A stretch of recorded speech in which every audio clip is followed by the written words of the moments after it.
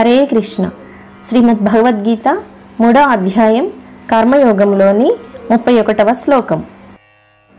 ఏమే మతమిదం నిత్యం అనుతిష్టంతి మానవాః శ్రద్ధావంతో నసూయంతో ముచ్యంతే తేపి కర్మభిః.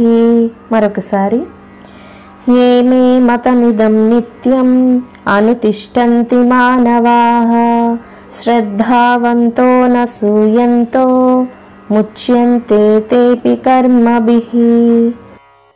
భావం: పూర్తి శ్రద్ధా విశ్వాసంతో దోష విచారణ లేకుండా నా ఈ బోధను పాటించేవారు కర్మబంధముల నుండి విముక్తులవుతారు అని భగవాన్ వివరించారు.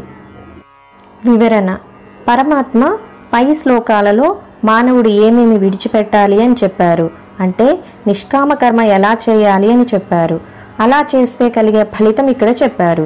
కర్మయోగం ద్వారానే జ్ఞానంతో కర్మబంధముల నుండి విముక్తి పొందవచ్చు అని చెప్పబడింది.